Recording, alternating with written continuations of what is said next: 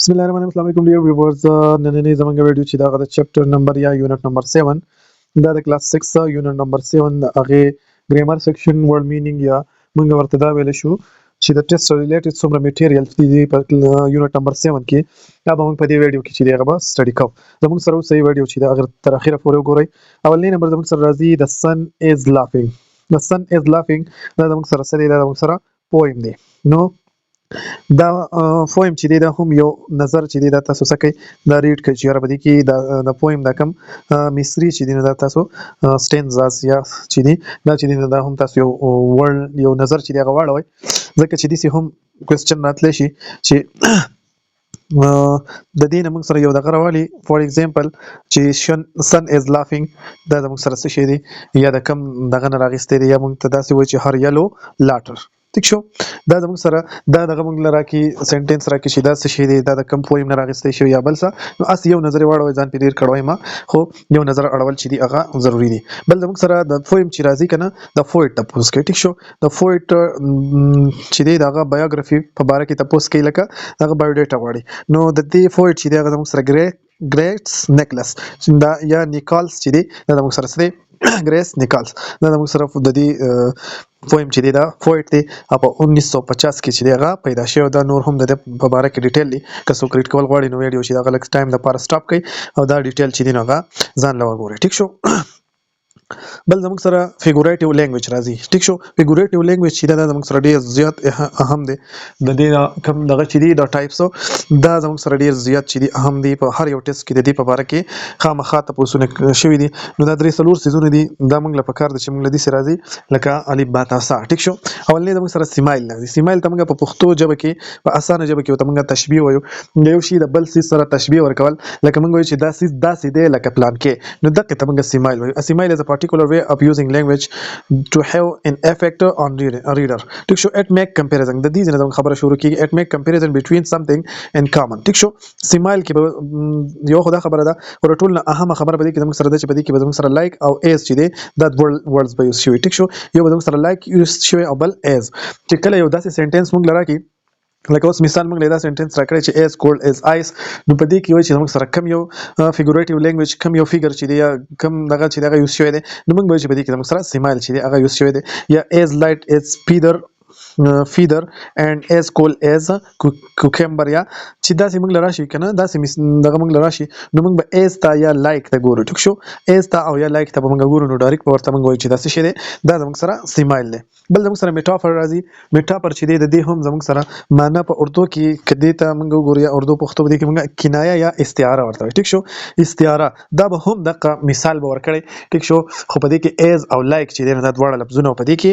like لفظ او as چې دا په دې کې نه ټیک شو. په دې کې به زموږ سره دا دواړه لفظونه نه یوز شوی. موږ ته وایي a metaphor is another example of using language that make a comparison دا به هم زموږ سره comparison خي او it is more direct than simile دا زموږ سره د simile نه ډیر ډایرکټ دی ډیر زیات ډایرکټ خبره وایي ټیک شو. metaphor help to make you writing creativity richer. For example he is a lion دسی خبره بکې نه ده شوی چې he is look like a lion یا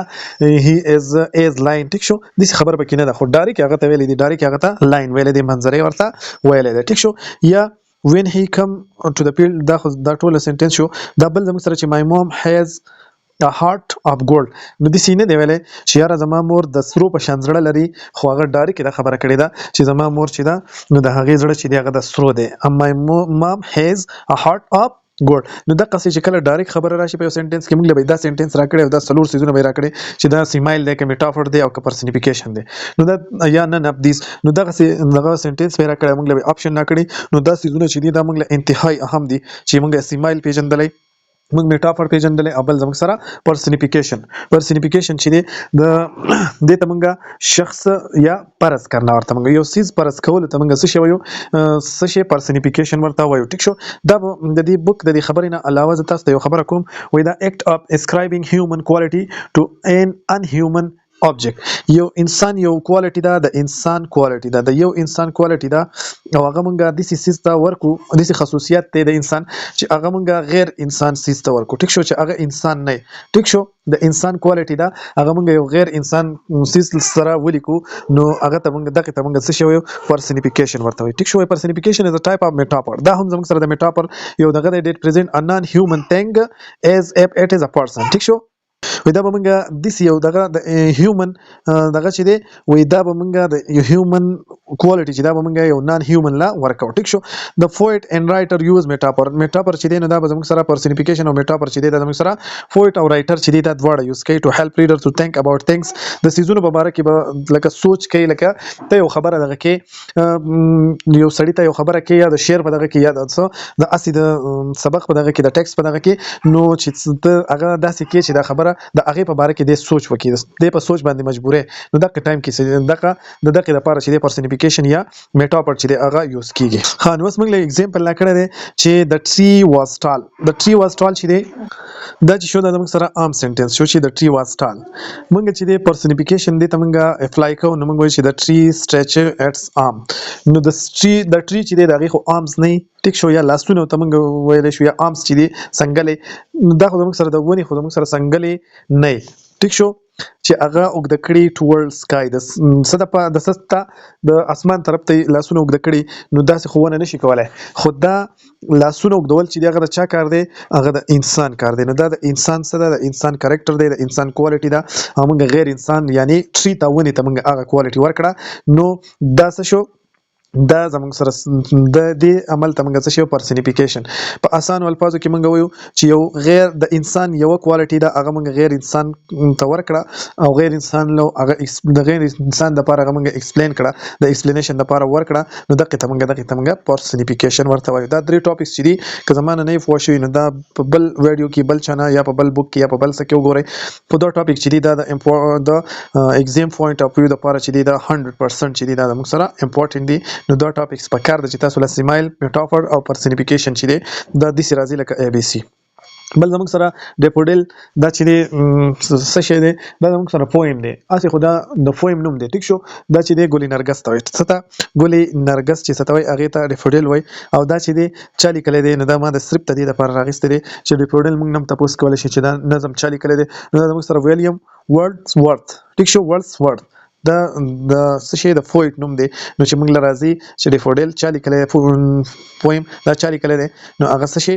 لاینز فرام پویم دا موږ سره د هغه پویم نشي دي دا لاینز راغستري نو که تاسو یو پیر ریډ کړئ نو د دې نه به دا مطلب وشي چې تاسو ته هغه آیډیا تاسو په ذهن کې کینی چې یاره د ډیفوډل نظم کې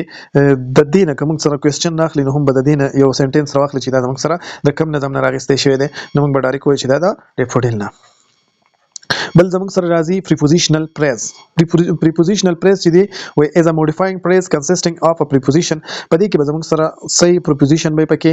او د هغه object به څه شي یو به preposition یو به د هغه object ټیک شو prepositional phrase modifying noun and verb وای دا سب modify کوي یو به noun او verb modify کوي while indicating various relationship د مختلف relationship د دې په منځ کې یا د subject او د verb په منځ کې ټیک شو a prepositional phrase start with a preposition with the په دې کې زموږ سره زموږ دغه خبره څه ده چې دا به سٹارټ کیږي د پریپوزیشن نو اند کیږي په ناون باندې د څه نه د پریپوزیشن نه به سٹارټ کیږي او په ناون باندې به د څه کیږي دا به ودرېږي سټاپ کیږي به ټیک شو لکه په دې سنټنس کې زموږ سره اباوت چې دی زموږ سره څه شي اباوت یا اباوت چې دی زموږ سره پریپوزیشن دی او فریز چې دی نو دا زموږ سره څه دی ناون دی نو څه شي د ټول دغه تمنګ څه شي دي تمنګ پریپوزیشنل پریز ورته وایي یا به موږ د یو سنټنس راکړی لکه دا مثالونه چې دي د یو سنټنس په راکړی چې په دې کې زموږ سره پریپوزیشنل پریز چې دی هغه زموږ سره معلوم کړي ټیک شو یا به وایي چې دا سه انډرلاین کړی به یا وایي چې په دې کې دا انډرلاین څه شي دی نو موږ به وایي چې دا زموږ سره پریپوزیشنل پریز دی نو تاسو پریپوزیشنل پریز و پیژندو چې دا به زموږ سره په دې کې به زموږ سره یو صحیح پریپوزیشن به او دا غي ابجیکټ به ابجیکټ مطلب دا غي ناون به ټیک شو یا پریپوزیشنل پریز چې دی د ټول اهم خبره پکې دا چې دا سٹارټ کیږي د سنه د پریپوزیشن او اند کیږي به د س په ناون باندې یا په پروناون باندې به س کیږي دا به اند کیږي ټیک شو